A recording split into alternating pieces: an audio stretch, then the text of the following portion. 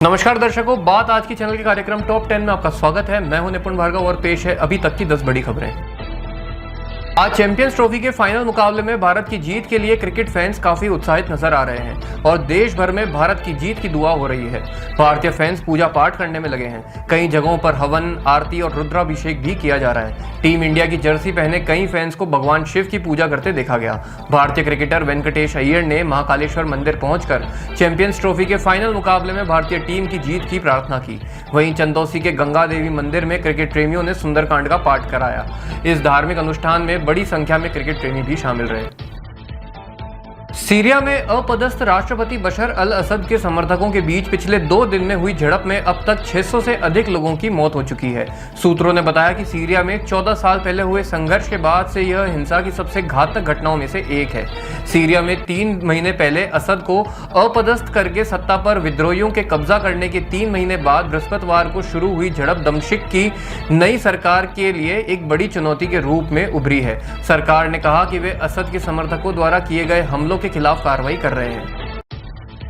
नई दिल्ली में साहित्य उत्सव के दौरान शनिवार को एक समारोह में 2024 के लिए प्रतिष्ठित साहित्य अकादमी पुरस्कार से सम्मानित किया गया। उपन्यास, लघु कथाएं, कविता, निबंध और नाटक जैसी विभिन्न श्रेणियों में कार्यों को मान्यता देने वाले वार्षिक पुरस्कारों की घोषणा दिसंबर में की गई थी। हिंदी में गगन गिल और अंग्रेजी में ईस्टर्न किर सहित 23 लेखकों और कवियों को पुरस्कार से सम्मानित किया गया। गिल को यह पुरस्कार उनकी कविता पुस्तक में जब तक आई बहार और किर को उनके उपन्यास स्पिरिट नाइट्स के लिए प्रदान किया गया। दुनिया में भारतीय रेल नेटवर्क दूसरे नंबर पर है और भारतीय रेल को दुनिया के सबसे बड़े नियोक्ताओं में से एक माना जाता है, जिसमें कुल 12 लाख से अधिक कर्मचारी कार्यरत हैं। इनमें से 1,13,000 से अधिक महिला कर्मचारी हैं जो रेलवे के संचालन में अहम भूमिका निभा रही हैं। महिला कर्मचारियों की संख्या में लगातार वृद्धि हो रही है, जो कि एक सकारात्मक संकेत है। महिलाओं ने रेलवे जैसे चुनौतीपूर्ण क्षेत्र में अपनी मजबूत उपस्थिति दर्ज कराई है। महिलाओं के शौर्य और साहस को देखते हुए महिला दिवस पर भारतीय रेलवे ने वंदे भारत जैसी महत्वपूर्ण ट्रेनों का पूरा संचालन महिला कर्मचारी के हाथों में दिया था, जिसका उन्होंने सफलतापूर्वक निर्वहन किया। अंतर्राष्ट्रीय महिला दिवस पर कांग्रेस की महिला इकाई द्वारा शक्ति सम्मान कार्यक्रम का आयोजन कांग्रेस मुख्यालय इंदिरा भवन में किया गया, जिसमें महिला कांग्रेस की प्रदेश इकाई की प्रदेश अध्यक्ष, राष्ट्रीय पदाधिकारी और विभिन्न राज्यों से आई महिला कार्यकर्ताओं ने भाग लिया। इस अवसर पर ऑल इंडिया विमेन कांग्रेस की प्रमुख अलका लांबा ने घोषणा की कि वे संसद और राज्य विधानसभाओं में महिला आरक्षण के शीघ्र क्रियान्वयन के लिए केंद्र सरकार पर दबाव बनाने के लिए सोमवार को जंतर मंतर पर धरना प्रदर्शन का आयोजन करेंगे। जेपी नड्डा त्रिपुरा में माणिक साहा के नेतृत्व वाली भाजपा 2.0 सरकार की दूसरी वर्षगांठ के अवसर पर अगरतला में एक विशाल सार्वजनिक रैली को संबोधित करने त्रिपुरा पहुंचे।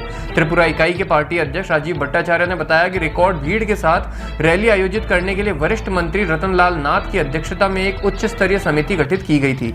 जेपी नड्डा स्वामी विवेकानंद स्टेडियम में आयोजित होने वाली जनसभा को संबोधित करेंगे। गोवा में शनिवार को कथित तौर पर 11 करोड़ 67 लाख रुपए के हाइड्रोपोनिक गांजा के साथ एक व्यक्ति को गिरफ्तार किया गया है। अपराध शाखा के अधिकारियों ने बताया कि गोवा के इतिहास में मादक पदार्थ की यह सबसे बड़ी जब्ती है। पुलिस ने बताया कि व्यक्ति को पणजी और मापुसा शहरों के बीच स्थित गुइरिंग गांव से पकड़ा गया। हरियाणा में पानीपत नगर निगम चुनाव के लिए सुबह 8 बजे से वोटिंग शुरू हो गई है। यह वोटिंग शाम 6 बजे तक चलेगी। वोटिंग से पहले बूथों पर मॉक पोलिंग कर मशीनों को चेक किया गया। पानीपत नगर निगम चुनाव में मेयर पद के लिए 4 उम्मीदवार चुनाव लड़ रहे हैं और 26 वार्डों में पार्षद पद के 103 उम्मीदवार मैदान में हैं। चुनाव में कुल 4,11,000 वोटर मतदान करेंगे, जिनमें से 2,18,000 पुरुष और 1,92,000 महिलाएं और 15 ट्रांसजेंडर हैं। नई दिल्ली विधानसभा से आप का सफाया होने के बाद यह चुनाव काफी महत्वपूर्ण है।